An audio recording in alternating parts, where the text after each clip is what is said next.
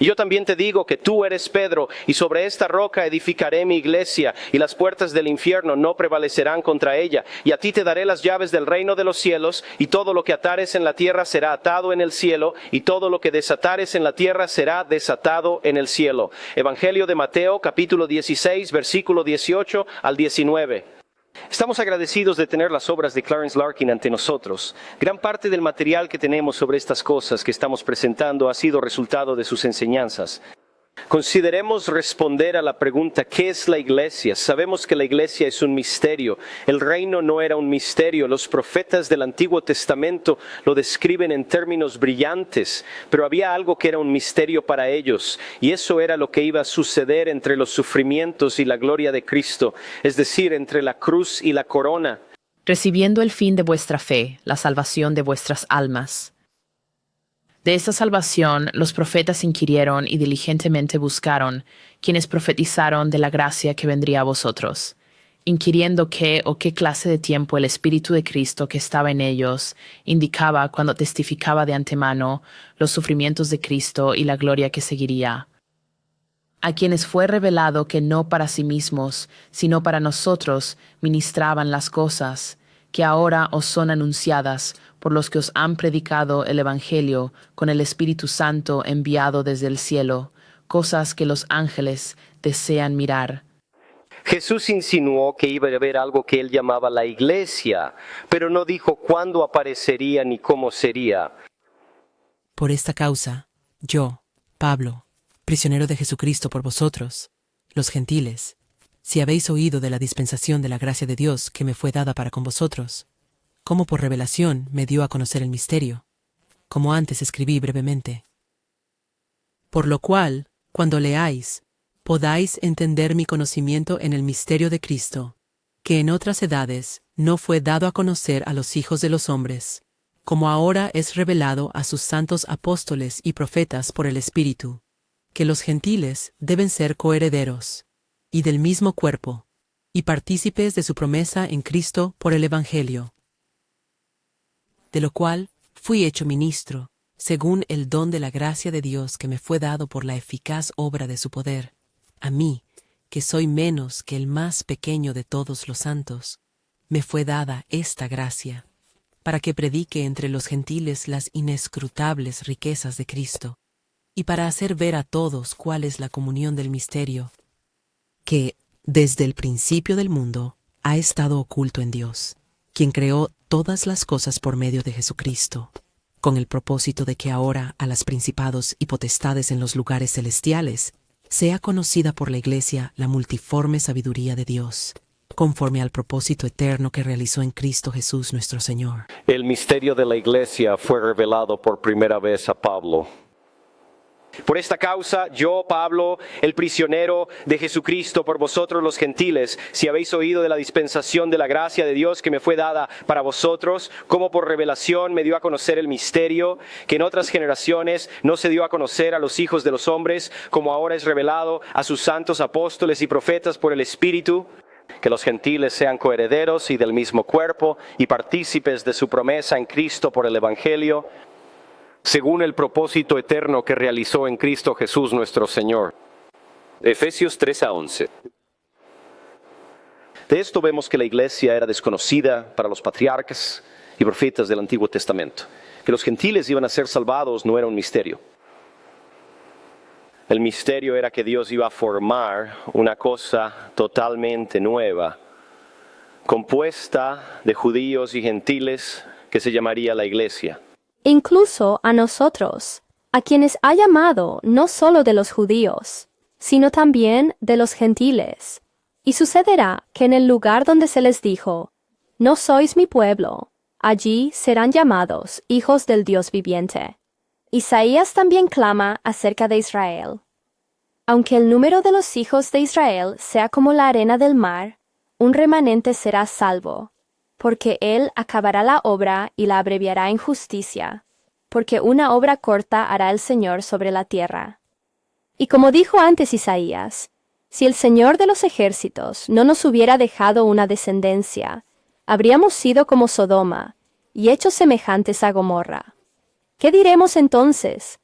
que los gentiles que no seguían la justicia han alcanzado la justicia, incluso la justicia que es por la fe. La iglesia es un cuerpo llamado. La palabra iglesia proviene de la palabra griega eklesia, que significa asamblea o una congregación de llamados. Pero la palabra no se usa exclusivamente para referirse a la iglesia. Israel era una eclesia o una asamblea de personas llamadas de otros pueblos y naciones, y es llamada en Hechos capítulo 7, versículo 38, la iglesia en el desierto. Cualquier asamblea de adoradores reunidos como iglesia o congregación es una eclesia. El gremio de artesanos de Éfeso en una reunión del pueblo se llama una eclesia, porque es distinta o llamada fuera del cuerpo de ciudadanos. Al observar Hechos 19:32 y también en Hechos 19:39, podemos ver el uso de la palabra eclesia en griego o eclesia en inglés. Leemos en Hechos 19:32. Unos gritaban una cosa y otros otra porque la asamblea estaba confusa y la mayoría no sabía por qué se habían reunido. Leemos en Hechos 19:39, pero si indagas acerca de otros asuntos, se decidirá en una asamblea legal. La palabra para asamblea, como vemos, es la palabra griega eklesia, la misma palabra que traduciríamos como iglesia. Sin embargo, podría usarse para denotar una reunión de ciudadanos convocados desde sus hogares a algún lugar público como una asamblea como la que tenemos aquí. O podríamos decir que la asamblea de personas se ha reunido en el lugar público del consejo con el propósito de deliberar sobre algún tema. Podríamos usarlo como la asamblea de los israelitas o para cualquier reunión o multitud de hombres reunidos incluso por casualidad. Cuando hablamos de la iglesia, usamos la palabra eclesia para una asamblea de cristianos reunidos para el culto en un sentido religioso. La palabra podría referirse a una asamblea como la iglesia que espera la salvación eterna a través de Jesucristo, reuniéndose y observando sus propios ritos religiosos, o realizando sus propias reuniones religiosas, o gestionando sus propios asuntos según las regulaciones prescritas para todo el cuerpo por razón de orden. Puede ser cualquiera y en cualquier lugar en una ciudad, pueblo o cualquier grupo que pueda constituir tal compañía unida en un solo cuerpo. Ciertamente puede referirse a todo el cuerpo de cristianos dispersos por toda la tierra o la asamblea de cristianos fieles ya muertos y recibidos en el cielo. Decimos todo esto para mostrar que el uso de la palabra eclesia depende del contexto restante del texto para mostrar lo que se quiere decir. El propósito de esta dispensación se ve en el programa divino que es delineado por el apóstol Santiago en su discurso al primer concilio de la iglesia en Hechos 15 del 13 al 18, donde declara que Dios ha visitado a los gentiles para sacar de ellos un pueblo para su nombre. Y después de que guardaron silencio, Jacobo respondió diciendo: Hombres y hermanos, escúchenme. Simeón ha declarado cómo Dios, al principio, visitó a los gentiles para tomar de entre ellos un pueblo para su nombre. Y, con esto, concuerdan las palabras de los profetas, como está escrito: Después de esto, volveré y reconstruiré el tabernáculo de David, que ha caído. Y reconstruiré sus ruinas, y lo estableceré para que el resto de los hombres busque al Señor, y todos los gentiles sobre quienes mi nombre es invocado, dice el Señor, que hace todas estas cosas. Conocidas por Dios son todas sus obras desde el principio del mundo. El propósito de esta dispensación no es la conversión del mundo, sino la recolección de la iglesia. Mientras que Israel es un cuerpo llamado, es un cuerpo nacional compuesto exclusivamente por los descendientes de Abraham. Pero la iglesia no es un cuerpo nacional, ya que no está compuesta por personas de una sola nación, sino por individuos de cada parentela, pueblo, tribu y nación. Que Israel y la iglesia son distintos y separados y no pueden mezclarse es claro por el hecho de que su elección se realizó en fechas diferentes y que la elección de la iglesia antecede a la elección de Israel. Comparando la Escritura con la Escritura, vemos que en Mateo capítulo 25, versículo 34, que Israel fue elegido en Abraham desde la fundación del mundo. Pero en Efesios capítulo 1, versículos 4 al 6, se nos dice claramente que la iglesia fue elegida en Él, es decir, en Jesús, antes de la fundación del mundo. Entonces el Rey dirá a los de su derecha: Venid, benditos de mi Padre, heredad el reino preparado para vosotros desde la fundación del mundo.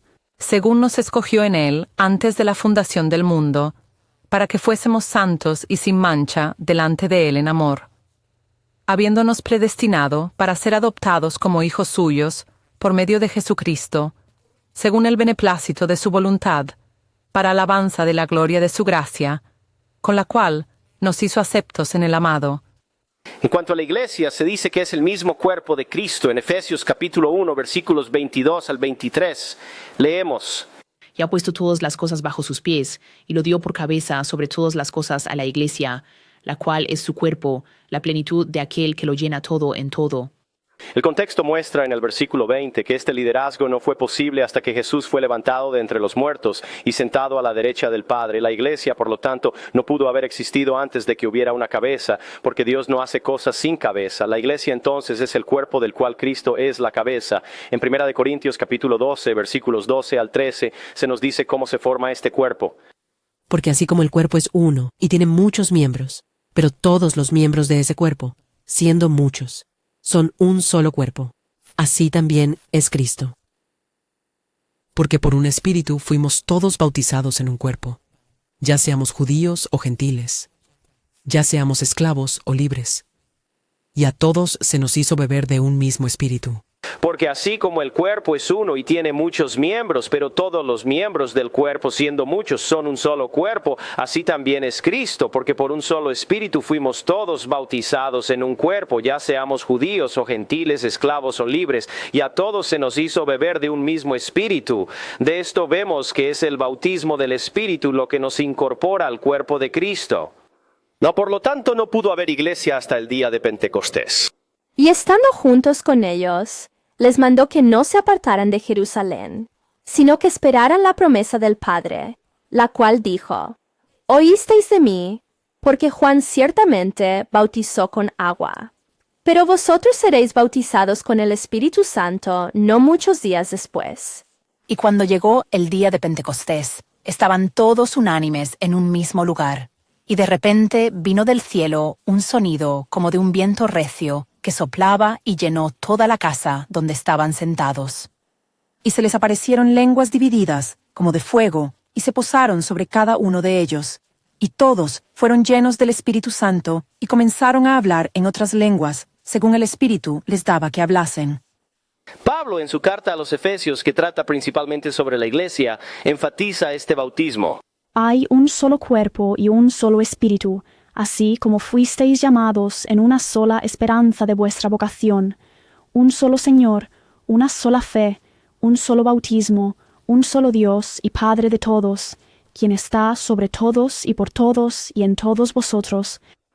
Hay un solo cuerpo, la iglesia, y un solo espíritu, el Espíritu Santo, así como habéis sido llamados en una sola esperanza de vuestra vocación, un Señor Jesús, una fe, un bautismo del Espíritu Santo, un Dios y Padre de todos, que está sobre todos y a través de todos y en todos vosotros. Que no haya error sobre lo que Pablo quiso decir con el único cuerpo de 1 Corintios. Él dice, versículo 27, ahora bien, vosotros sois el cuerpo de Cristo y miembros en particular, si en Romanos capítulo 12, versículo 5 lo reafirma, así nosotros, siendo muchos, somos un cuerpo en Cristo y todos miembros los unos de los otros. El hecho de que la iglesia sea un cuerpo compuesto de miembros vivos muestra que no es una organización, sino un organismo. Una organización está compuesta de unidades distintas, como las puertas, ventanas, techo, pisos, etc., de un edificio que pueden ser removidas y reemplazadas por nuevas partes sin destruir la integridad del edificio. Pero un cuerpo humano es un organismo. No se puede extraer un ojo, oído, brazo, pie, ni siquiera una uña o diente sin destruir la integridad del cuerpo y causar una mutilación. Por lo tanto, vemos que para Cristo perder un miembro de su cuerpo, la iglesia es mutilarlo. Tampoco puede la iglesia, como el cuerpo de Cristo, morir. Porque ¿quién ha visto un cuerpo muerto unido a una cabeza viva? Cristo, la cabeza, está vivo y nunca podrá morir de nuevo, porque Él nos dice en Apocalipsis capítulo 1, versículo 18, yo soy el que vive y estuve muerto en la cruz, y he aquí, vivo por los siglos de los siglos. Por lo tanto, sigue que cuando Cristo, quien es nuestra vida, aparezca, entonces nosotros también apareceremos con Él en gloria. Jesucristo no solo dio su vida por la iglesia, sino a la iglesia. Pero ¿por qué llamar a la iglesia el cuerpo de Cristo? ¿Para qué es un cuerpo? Es para la manifestación de una personalidad. Una persona puede existir sin un cuerpo físico, como el alma existe sin un cuerpo físico entre la muerte y la resurrección del cuerpo, pero esa existencia no puede manifestarse. Así que la única manera en que Cristo, quien ahora está en la gloria, puede manifestarse al mundo es a través de su cuerpo, la iglesia. La única manera en que el mundo puede ver a Cristo hoy es en los creyentes cristianos. Esto es probablemente a lo que Pablo se refería cuando escribió a los filipenses: para mí el vivir es Cristo, es decir, para que Cristo viva de nuevo en Pablo y el mundo pueda ver a Cristo manifestado en Pablo, el hombre perfecto. Si Cristo es la cabeza y la iglesia es el cuerpo, entonces los dos deberían formar un hombre perfecto, porque no podemos concebir una cabeza perfecta como Cristo unida a un cuerpo imperfecto. Esto es precisamente lo que Pablo nos dice que debería ser, y dio algunos apóstoles y algunos profetas y algunos evangelistas y algunos pastores y maestros para el perfeccionamiento de los santos, para la obra del ministerio, para la edificación del cuerpo de Cristo, hasta que todos lleguemos a la unidad de la fe y del conocimiento del Hijo de Dios, a un hombre perfecto, a la medida de la estatura de la plenitud de Cristo. Porque somos colaboradores con Dios. Vosotros sois labranza de Dios, sois edificio de Dios, conforme a la gracia de Dios que me ha sido dada como perito arquitecto. Yo puse el fundamento y otro edifica sobre él, pero cada uno mire cómo sobreedifica, porque nadie puede poner otro fundamento que el que está puesto, el cual es Jesucristo. Ahora bien, si alguien construye sobre este fundamento oro, plata, piedras preciosas, madera, heno o hojarasca, la obra de cada uno será evidente, porque el día lo declarará, pues será revelado por el fuego, y el fuego probará la obra de cada uno para ver de qué clase es. Si la obra de alguno permanece, que él ha edificado, recibirá recompensa. Si la obra de alguno se quema, sufrirá pérdida, pero él mismo será salvo, aunque así como por fuego. ¿No sabéis que sois el templo de Dios y que el Espíritu de Dios habita en vosotros?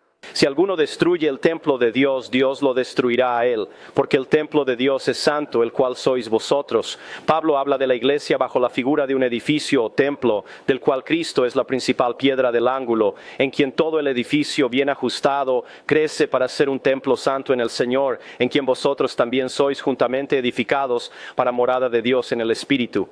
Efesios capítulo 2 versículos 19 al 22. Aquí vemos que así como la presencia de Dios se manifestó en el tabernáculo, en la gloria de Shekinah, ahora en esta dispensación, cuando Israel como nación está fuera de comunión con Dios y no hay templo en Jerusalén, la iglesia desde Pentecostés es la habitación visible de Dios en la tierra, donde Él se manifiesta a través del Espíritu Santo.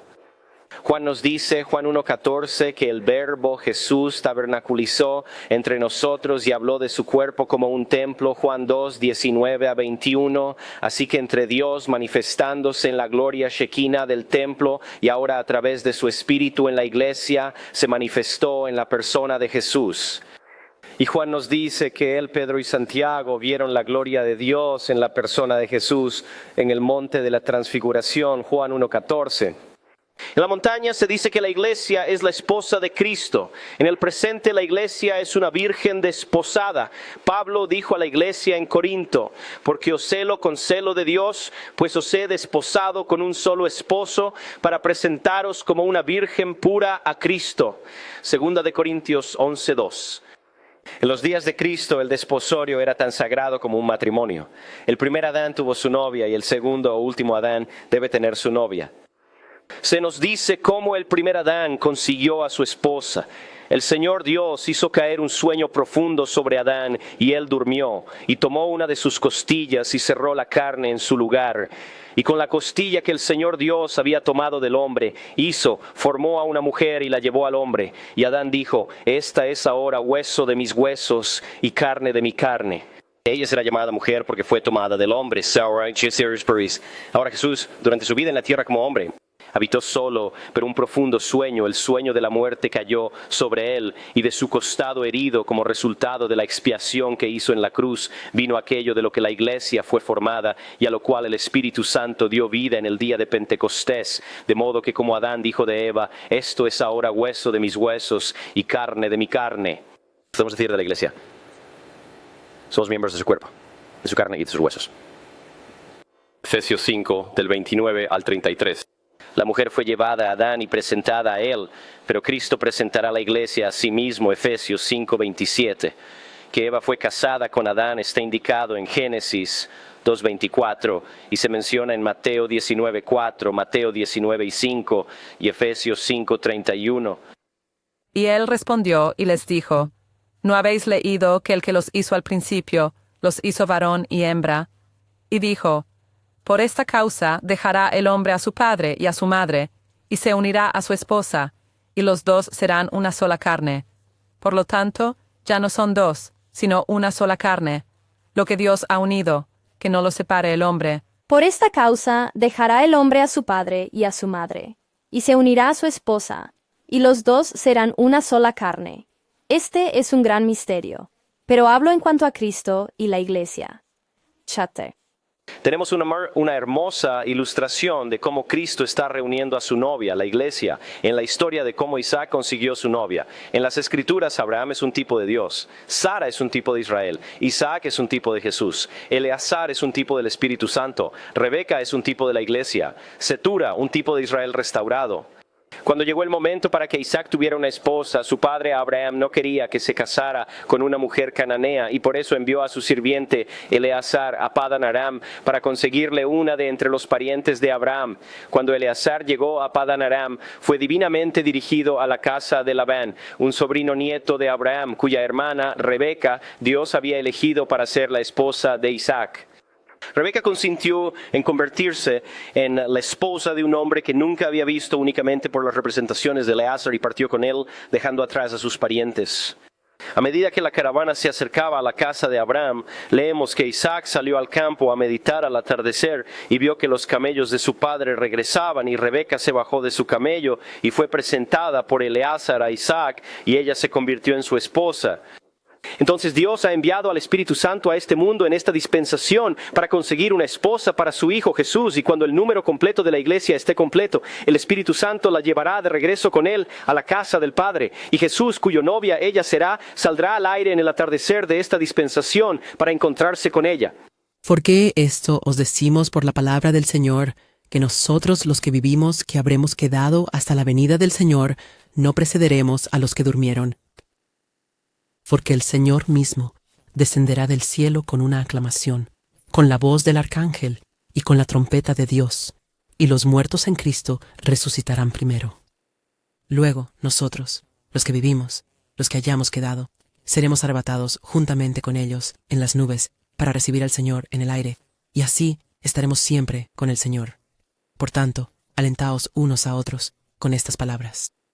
Algunos sostienen que, dado que la esposa de Isaac fue tomada de sus propios parientes, para completar el tipo, la esposa de Jesús debe ser Israel, sus propios parientes, y no la iglesia compuesta principalmente por gentiles. Pero no debemos olvidar que aunque Abraham fue el primer hebreo, sus parientes eran gentiles. Abraham no era, estrictamente hablando, un judío, porque los judíos son los descendientes de Judá, el cuarto hijo de Jacob o Israel. Así que vemos que Rebeca no era israelita, sino gentil, por lo que el tipo se mantiene. No debemos olvidar que hay dos novias mencionadas en las Escrituras. Uno en el Antiguo Testamento y el otro en el Nuevo Testamento. El del Antiguo Testamento es Israel, la esposa de Jehová. El del Nuevo Testamento es la iglesia, la esposa de Cristo. De Israel se dice, tu Creador es tu esposo. Porque tu Hacedor es tu esposo, el Señor de los ejércitos es su nombre, y tu Redentor, el Santo de Israel. El Dios de toda la tierra será llamado, dice tu Dios, por un breve momento te he abandonado, pero con grandes misericordias te recogeré. Con un poco de ira escondí mi rostro de ti por un momento, pero con bondad eterna tendré misericordia de ti, dice el Señor tu Redentor. Debido a sus prostituciones, Israel es una esposa rechazada, pero Dios, su esposo, promete tomarla de nuevo cuando cese sus adulterios. Dicen que si un hombre se separa de su esposa y ella se va de él, y se convierte en la de otro hombre, ¿volverá él a ella de nuevo? ¿No estará esa tierra grandemente contaminada? Pero tú has jugado a la ramera con muchos amantes. Sin embargo, regresa de nuevo a mí, dice el Señor. Alza tus ojos a los lugares altos, y ve dónde no te has yacido. En los caminos te has sentado por ellos, como el árabe en el desierto, y has contaminado la tierra con tus fornicaciones y con tu maldad. Por lo tanto, las lluvias han sido retenidas, y no ha habido lluvia tardía, y tenías frente de prostituta, te negaste a sentir vergüenza. ¿No clamarás desde ahora a mí, Padre mío? Tú eres el guía de mi juventud. ¿Guardará él su ira para siempre? ¿La mantendrá hasta el fin, He aquí, has hablado y hecho cosas malas como pudiste. También me dijo el Señor en los días de Josías, el rey, ¿has visto lo que ha hecho la rebelde Israel? Ha subido a toda alta montaña y bajo todo árbol verde, y allí ha jugado a la ramera. Y dije, después de que hubiera hecho todas estas cosas, vuélvete a mí. Pero no se volvió, y su traicionera hermana Judá lo vio. Y vi que por todas las causas por las cuales Israel, la infiel, cometió adulterio, la había despedido y le había dado carta de divorcio. No obstante, su pérfida hermana Judá no tuvo miedo, sino que también fue y se prostituyó. Y sucedió que debido a la liviandad de su prostitución, profanó la tierra y cometió adulterio con piedras y con troncos. Y sin embargo, por todo esto, su traicionera hermana Judá no se ha vuelto a mí de todo corazón, sino falsamente, dice el Señor. Y el Señor me dijo, la infiel Israel se ha justificado más que la traicionera Judá. Ve y proclama estas palabras hacia el norte y di, regresa, Israel infiel, dice el Señor, y no haré que mi ira caiga sobre ti, porque soy misericordioso, dice el Señor, y no mantendré la ira para siempre.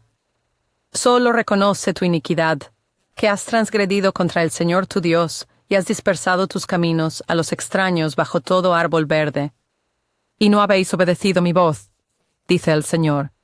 Volved, hijos rebeldes, dice el Señor, porque estoy casado con vosotros, y os tomaré 1 de cada ciudad y 2 de cada familia, y os llevaré a Sión, y os daré pastores según mi corazón, que os alimentarán con conocimiento y entendimiento. Y sucederá que cuando se multipliquen y se incrementen en la tierra, en esos días, dice el Señor, no dirán más, el arca del pacto del Señor, ni vendrá a la mente, ni se acordarán de ella, ni la visitarán, ni se hará más. En ese momento llamarán a Jerusalén el trono del Señor, y todas las naciones se reunirán allí, al nombre del Señor, a Jerusalén. Ya no caminarán más tras la imaginación de su corazón maligno. En esos días, la casa de Judá caminará con la casa de Israel, y vendrán juntos de la tierra del norte a la tierra que he dado por herencia a sus padres. Seguir Ransian, Awatresin, Kefimus Frey, Rurhoxudai, Sek Kikinisar, Amivit, and Focom Anidin Sine. Por tanto, que aparte de su vista sus prostituciones y sus adulterios de entre sus pechos, no sea que la desnude y la deje como el día en que nació, y la haga como un desierto, y la ponga como una tierra seca, y la mate de sed. Y no tendré misericordia de sus hijos, porque son hijos de prostituciones, porque su madre se ha prostituido. La que los concibió ha actuado vergonzosamente, porque dijo, iré tras mis amantes, que me dan mi pan y mi agua, mi lana y mi lino, mi aceite y mi bebida. Por tanto, yo cercaré tu camino con espinos, y levantaré un muro, para que no encuentre sus sendas, y seguirá a sus amantes, pero no los alcanzará, y buscará, pero no los hallará. Entonces ella dirá, iré y volveré a mi primer marido, porque entonces estaba mejor conmigo que ahora, porque ella no sabía que yo le di trigo, y vino y aceite, y multipliqué su plata y oro, que prepararon para Baal. Por lo tanto, volveré y tomaré mi grano en su tiempo y mi vino en su estación, y recuperaré mi lana y mi lino dados para cubrir su desnudez. Y ahora descubriré su lascivia ante la vista de sus amantes, y nadie la librará de mi mano. También haré cesar toda su alegría, sus días de fiesta, sus lunas nuevas, y sus sábados, y todas sus fiestas solemnes, y destruiré sus viñas y sus higueras, de las cuales ha dicho, estos son mis premios que me han dado mis amantes, y las convertiré en un bosque, y las bestias del campo las devorarán. Y le recordaré los días de Baalim, en los que quemaba incienso a ellos, y se adornaba con sus zarcillos y sus joyas, y seguía a sus amantes, y se olvidó de mí, dice el Señor.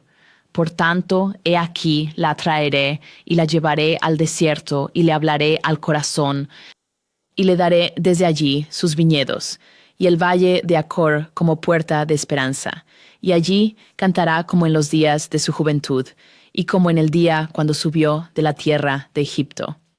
Y será en aquel día, dice el Señor, que me llamarás Ishi, y no me llamarás más Baali, porque quitaré los nombres de Baalim de su boca, y nunca más serán recordados por su nombre.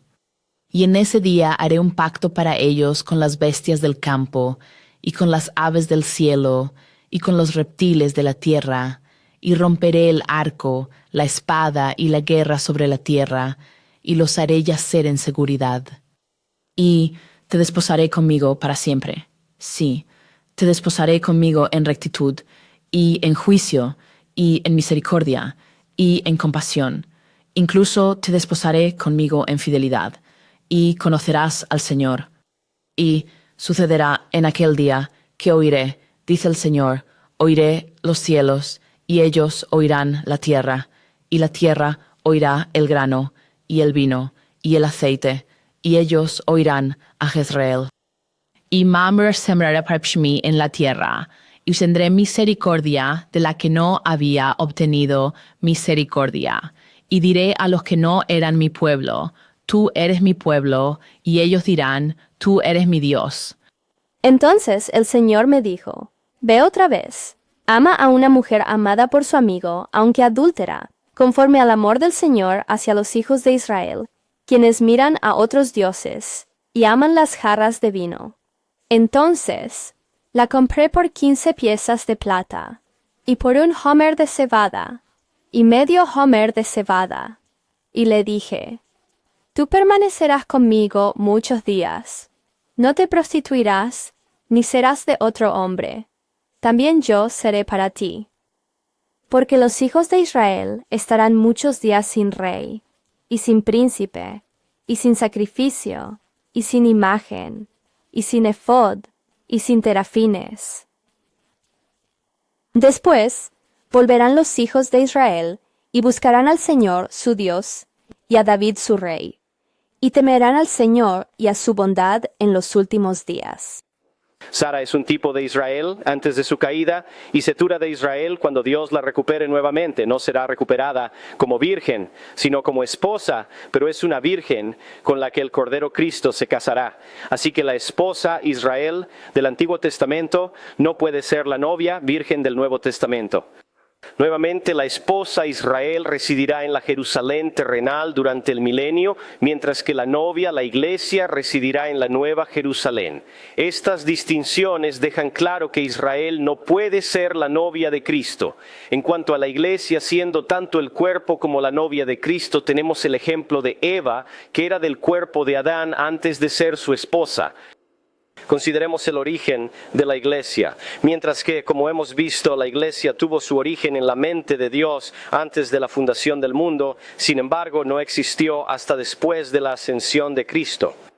En el verano del tercer año del ministerio de Cristo, cuando Israel prácticamente lo había rechazado y él estaba entrando en la sombra de la cruz, sabiendo que la oferta del reino pronto sería retirada, que se establezca la iglesia, y deseando preparar a sus discípulos para lo que venía, los llevó a Cesarea de Filipo y allí hizo la pregunta: ¿en quién dicen los hombres que soy yo, el Hijo del Hombre? ¿Soy yo? Después de que le dijeron lo que otros decían de él, les dijo: ¿y vosotros quién decís que soy yo? Y Simón Pedro respondió y dijo: tú eres el Cristo, el Hijo del Dios viviente. Y Jesús respondió y le dijo a Pedro: tú eres Pedro, y sobre esta roca edificaré mi iglesia, y las puertas del infierno, Hades, no prevalecerán contra ella. Cuando Jesús llegó a las costas de Cesarea de Filipo, preguntó a sus discípulos, diciendo: ¿quién dicen los hombres que soy yo, el Hijo del Hombre? Y ellos dijeron: unos dicen que eres Juan el Bautista, otros Elías, y otros Jeremías, o uno de los profetas. Él les dice: ¿y vosotros, quién decís que soy yo?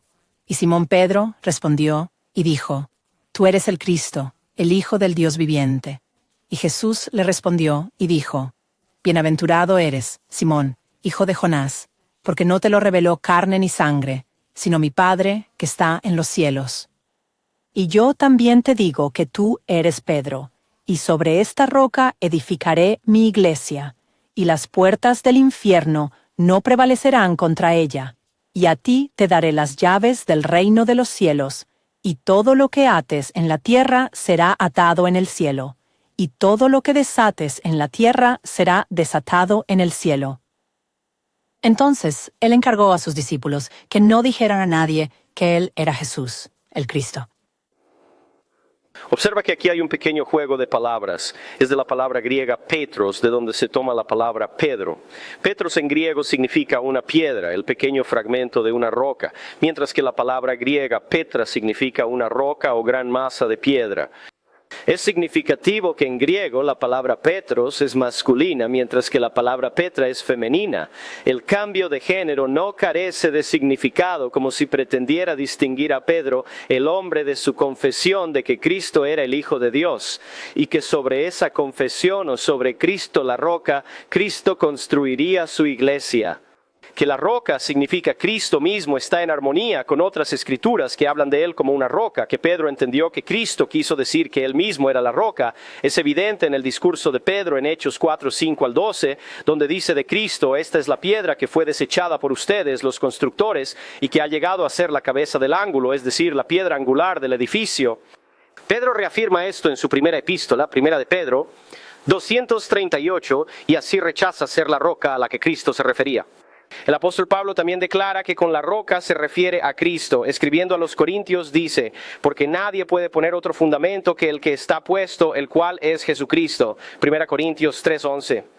En Efesios capítulo 2, versículos 20 al 22, Pablo declara sobre la iglesia que está siendo edificada sobre el fundamento de los apóstoles y profetas, siendo Jesucristo la principal piedra del ángulo, en quien todo el edificio bien coordinado va creciendo para ser un templo santo en el Señor, en quien también nosotros somos edificados juntamente para morada de Dios en el Espíritu.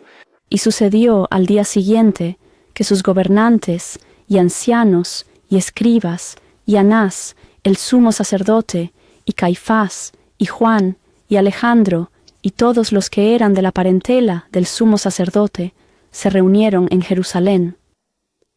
Y cuando los pusieron en medio, les preguntaron: ¿con qué poder o en qué nombre habéis hecho esto? Entonces Pedro, lleno del Espíritu Santo, les dijo: gobernantes del pueblo y ancianos de Israel, si hoy somos examinados por la buena obra hecha al hombre impotente, ¿por qué medios ha sido sanado? Sea conocido por todos vosotros y por todo el pueblo de Israel, que por el nombre de Jesucristo de Nazaret, a quien crucificasteis, a quien Dios resucitó de entre los muertos, por él este hombre está aquí delante de vosotros sano. Esta es la piedra que fue desechada por vosotros los constructores, la cual ha venido a ser la cabeza del ángulo. Y en ningún otro hay salvación, porque no hay otro nombre bajo el cielo dado a los hombres en que podamos ser salvos. Porque nadie puede poner otro fundamento que el que está puesto, el cual es Jesucristo. Ahora bien, si alguno edifica sobre este fundamento oro, plata, piedras preciosas, madera, heno, hojarasca, la obra de cada uno se hará manifiesta, porque el día la declarará, pues por el fuego será revelada, y el fuego probará la obra de cada uno de qué clase sea. Si la obra de alguno permanece, la cual edificó sobre el fundamento, recibirá recompensa. Si la obra de alguno se quema, sufrirá pérdida, pero él mismo será salvo, aunque así como por fuego. Y están edificados sobre el fundamento de los apóstoles y profetas, siendo Jesucristo mismo la principal piedra del ángulo, en quien todo el edificio, bien coordinado, va creciendo hasta ser un templo santo en el Señor, en quien también vosotros sois edificados juntamente para morada de Dios en el Espíritu. No pudo haber fundamento para la iglesia hasta la muerte, resurrección y ascensión de Cristo. Entonces Cristo se convirtió en la roca y sobre él se puso el fundamento de los apóstoles y profetas del Nuevo Testamento. Y la primera capa de la superestructura de 3,000 piedras vivas se colocó en el día de Pentecostés, Hechos 2:41. Y unos pocos días después, la segunda capa de 5,000 se añadió, Hechos 4:4. Y así, a lo largo de los siglos, la iglesia ha estado creciendo como un templo santo para la habitación de Dios a través del Espíritu. La iglesia entonces tuvo su origen en Pentecostés.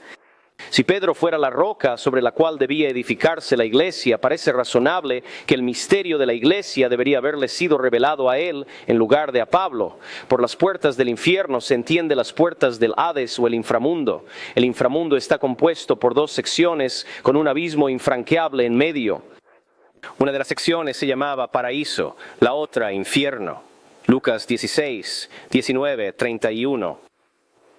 A la sección del paraíso, Jesús fue a encontrarse con el ladrón penitente después de su muerte en la cruz. Y cuando regresó del paraíso, se llevó a todos los cautivos que la muerte había encerrado allí con él y cerró ese compartimento del inframundo. Y ahora tiene las llaves de la muerte y del Hades, y así las puertas del infierno no prevalecerán contra la iglesia. La Iglesia Católica Romana afirma que Pedro era la roca sobre la que se iba a construir la iglesia. Y como Cristo le prometió a Pedro las llaves del reino de los cielos, que por lo tanto el Papa y sus sucesores pueden abrir las puertas del purgatorio. Pero Pedro nunca tuvo ni nunca tendrá las llaves del Hades, porque las llaves del reino de los cielos no son las llaves del Hades. Las llaves del Hades están en la mano del maestro de Pedro, quien le dijo al amado Juan en la isla de Patmos: no temas, yo soy el primero y el último, soy el que vive y estuve muerto, y he aquí, estoy vivo por los siglos de los siglos. Amén. Y tengo las llaves del infierno, Hades y de la muerte. Esto destruye de un golpe la afirmación de Roma. Como hemos visto que la iglesia no es el reino, las llaves del reino de los cielos, por lo tanto, no pueden ser las llaves de la iglesia. El reino de los cielos es la forma misteriosa del reino durante la ausencia del rey, y es más amplio que la iglesia e incluye al mundo, particularmente la parte conocida como la cristiandad. Esto se ve en las parábolas del reino de los cielos de Mateo 13. Las llaves del reino de los cielos que se le dieron a Pedro fueron las llaves con las que abrió el camino al reino de los cielos a los judíos en Pentecostés, Hechos 2, 14 a 40, y más tarde a los gentiles en la casa de Cornelio en Cesarea, Hechos 10, 34 a 48. Pero Pedro, poniéndose de pie con los 11, levantó su voz y les dijo: hombres de Judea, y todos los que habitáis en Jerusalén, esto sea conocido por vosotros, y escuchad mis palabras, porque éstos no están borrachos, como suponéis, ya que es sólo la 3:a hora del día. Pero esto es lo que fue dicho por el profeta Joel, y sucederá en los últimos días, dice Dios, que derramaré de mi espíritu sobre toda carne, y vuestros hijos y vuestras hijas profetizarán, y vuestros jóvenes verán visiones, y vuestros ancianos soñarán sueños. Y en mis siervos y en mis siervas derramaré en esos días de mi espíritu, y profetizarán, y mostraré maravillas en el cielo arriba, y señales en la tierra abajo. Sangre y fuego, y vapor de humo. El sol se convertirá en oscuridad, y la luna en sangre, antes de que venga el gran y notable día del Señor. Y sucederá que quien quiera que invoque el nombre del Señor será salvo. Jesús de Nazaret, un nombre aprobado por Dios entre vosotros por milagros, prodigios y señales que Dios hizo por medio de él en medio de vosotros, como vosotros mismos sabéis. Siendo entregado por el determinado consejo y la presencia de Dios, lo habéis tomado, y con manos malvadas habéis crucificado y matado, a quien Dios ha resucitado, habiendo liberado los dolores de la muerte, porque no era posible que fuese retenido por ella. Porque David habla acerca de él: veía al Señor siempre delante de mí, porque está a mi derecha para que no sea conmovido. Por lo cual se alegró mi corazón y se gozó mi lengua. Además, también mi carne descansará en esperanza, porque no dejarás mi alma en el infierno, ni permitirás que tu santo vea corrupción. Me has dado a conocer los caminos de la vida. Me llenarás de gozo con tu presencia. Hombres y hermanos, permitidme hablaros libremente del patriarca David, que Él está tanto muerto como sepultado, y su sepulcro está con nosotros hasta el día de hoy. Por lo tanto, siendo profeta y sabiendo que Dios le había jurado con un juramento que del fruto de sus lomos, según la carne, levantaría a Cristo para sentarlo en su trono. Él, viendo esto de antemano, habló de la resurrección de Cristo, que su alma no fue dejada en el infierno, ni su carne vio corrupción. Este Jesús, a quien Dios ha resucitado, de lo cual todos somos testigos, siendo por lo tanto exaltado por la diestra de Dios, y habiendo recibido del Padre la promesa del Espíritu Santo, ha derramado esto que ahora veis y oís. Porque David no ascendió a los cielos, pero él mismo dice, dijo el Señor a mi Señor, siéntate a mi derecha hasta que ponga a tus enemigos por estrado de tus pies. Por tanto, sepa con certeza toda la casa de Israel, que Dios ha hecho a ese mismo Jesús, a quien vosotros habéis crucificado, Señor y Cristo. Cuando oyeron esto, se compungieron de corazón y dijeron a Pedro y a los demás apóstoles, varones hermanos, ¿qué haremos? Entonces Pedro les dijo, arrepentíos y bautícese cada uno de vosotros en el nombre de Jesucristo para perdón de los pecados, y recibiréis el don del Espíritu Santo. Porque para vosotros es la promesa, y para vuestros hijos, y para todos los que están lejos, para cuantos el Señor, nuestro Dios, llamare. Y con muchas otras palabras, testificaba y exhortaba, diciendo, sálvense de esta generación perversa. Entonces, los que recibieron su palabra con alegría fueron bautizados, y aquel mismo día se añadieron a ellos unas 3,000 almas. Entonces Pedro abrió la boca y dijo, en verdad percibo que Dios no hace acepción de personas, sino que en toda nación el que le teme y obra justicia le es acepto. La palabra que Dios envió a los hijos de Israel, predicando la paz por Jesucristo, Él es Señor de todos. Esa palabra, digo, sabéis que fue publicada por toda Judea, y comenzó desde Galilea, después del bautismo que Juan predicó. Cómo Dios ungió a Jesús de Nazaret con el Espíritu Santo y con poder, quien pasó haciendo el bien y sanando a todos los oprimidos por el diablo, porque Dios estaba con él, y somos testigos de todas las cosas que hizo tanto en la tierra de los judíos como en Jerusalén, a quien mataron y colgaron de un árbol. A éste levantó Dios al tercer día, e hizo que se manifestara, no a todo el pueblo, sino a los testigos que Dios había escogido de antemano, a nosotros, que comimos y bebimos con él después que resucitó de entre los muertos. Y nos mandó que predicáramos al pueblo, y testificáramos que él era el designado por Dios para ser juez de vivos y muertos. A él dan todos los profetas testimonio de que por su nombre, todo aquel que en él cree recibirá perdón de pecados. Mientras Pedro aún hablaba estas palabras, el Espíritu Santo cayó sobre todos los que oyeron la palabra. Y los de la circuncisión que creían se maravillaron, todos los que habían venido con Pedro, porque también sobre los gentiles se derramó el don del Espíritu Santo, porque los oían hablar en lenguas y magnificar a Dios. Entonces Pedro respondió, ¿puede acaso alguno impedir el agua para que no sean bautizados estos que han recibido el Espíritu Santo lo mismo que nosotros? Y mandó que fueran bautizados en el nombre del Señor. Entonces le rogaron que se quedara algunos días. ¿Quién pertenece a la iglesia? Si la iglesia tuvo su origen en Pentecostés y termina en la segunda venida de Cristo por sus santos en el rapto, ¿quiénes pertenecen a la iglesia y por lo tanto constituyen la novia? Necesariamente solo aquellos que son salvos entre esos dos eventos. Los santos del Antiguo Testamento no podrían pertenecer a la iglesia porque ésta aún no existía. En cada boda, que es una función pública, hay otros presentes además del novio y la novia. Está el padrino, las damas de honor, los acomodadores, las niñas de las flores, los parientes y los invitados. Bienaventurados los que son llamados a la cena de las bodas del Cordero. Ahora bien, la novia no sería llamada invitada, ella tiene un lugar allí por su propio derecho. Los llamados son los invitados. Y en la parábola de las bodas del Hijo del Rey, Mateo 22, 1 a 14, los que fueron invitados a la boda eran invitados, no la novia.